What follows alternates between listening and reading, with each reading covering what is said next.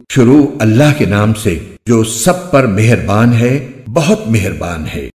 اے لوگو، اپنے پروردگار سے ڈرو جس نے تمہیں ایک جان سے پیدا کیا اور اسی سے اس کی بیوی پیدا کی، اور ان دونوں سے بہت سے مرد اور عورتیں دنیا میں پھیلا دیے۔ اور اللہ سے ڈرو جس کا واسطہ دے کر تم ایک دوسرے سے اپنے حقوق مانگتے ہو، اور رشتہ داریوں کی حق تلفی سے ڈرو۔ یقین رکھو کہ اللہ تمہاری نگرانی کر رہا ہے۔ اور یتیموں کو ان کے مال دے دو، اور اچھے مال کو خراب مال سے تبدیل نہ کرو، اور ان یتیموں کا مال اپنے مال کے ساتھ ملا کر مت کھاؤ، بے شک یہ بڑا گناہ ہے۔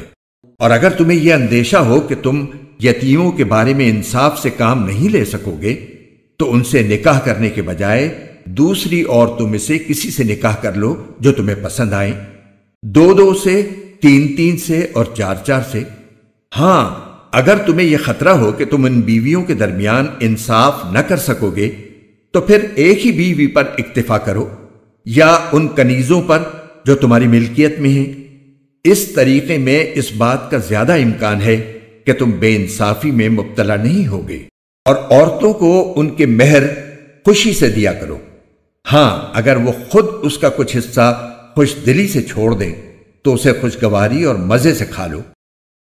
اور ناسمجھ یتیموں کو اپنے وہ مال حوالے نہ کرو جن کو اللہ نے تمہارے لیے زندگی کا سرمایہ بنایا ہے، ہاں ان کو ان میں سے کھلاؤ اور پہناؤ، اور ان سے مناسب انداز میں بات کر لو۔ اور یتیموں کو جانچتے رہو یہاں تک کہ جب وہ نکاح کے لائق عمر کو پہنچ جائیں، تو اگر تم یہ محسوس کرو کہ ان میں سمجھداری آ چکی ہے تو ان کے مال انہی کے حوالے کر دو۔ اور یہ مال فضول خرچی کر کے اور یہ سوچ کر جلدی جلدی نہ کھا بیٹھو کہ وہ کہیں بڑے نہ ہو جائیں۔ اور یتیموں کے سرپرستوں میں سے جو خود مالدار ہو، وہ تو اپنے آپ کو یتیم کا مال کھانے سے بالکل پاک رکھے، ہاں اگر وہ خود محتاج ہو تو معروف طریقہ کار کو ملحوظ رکھتے ہوئے کھا لے۔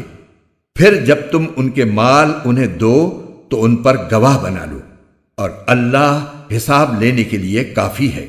مردوں کے لیے بھی اس مال میں حصہ ہے جو والدین اور قریب ترین رشتہ داروں نے چھوڑا ہو، اور عورتوں کے لیے بھی اس مال میں حصہ ہے جو والدین اور قریب ترین رشتہ داروں نے چھوڑا ہو، چاہے وہ ترکہ تھوڑا ہو یا زیادہ، یہ حصہ اللہ کی طرف سے مقرر ہے۔ اور جب میراث کی تقسیم کے وقت غیر وارث رشتہ دار، یتیم اور مسکین لوگ آ جائیں تو ان کو بھی اس میں سے کچھ دے دو، اور ان سے مناسب انداز میں بات کرو۔ اور وہ لوگ یتیموں کے مال میں خرد برد کرنے سے ڈریں جو اگر اپنے پیچھے کمزور بچے چھوڑ کر جائیں تو ان کی طرف سے فکر مند رہیں گے، لہذا وہ اللہ سے ڈریں اور سیدھی سیدھی بات کہا کریں۔ یقین رکھو کہ جو لوگ یتیموں کا مال ناحق کھاتے ہیں وہ اپنے پیٹ میں آگ بھر رہے ہیں، اور انہیں جلد ہی ایک دہکتی آگ میں داخل ہونا ہوگا۔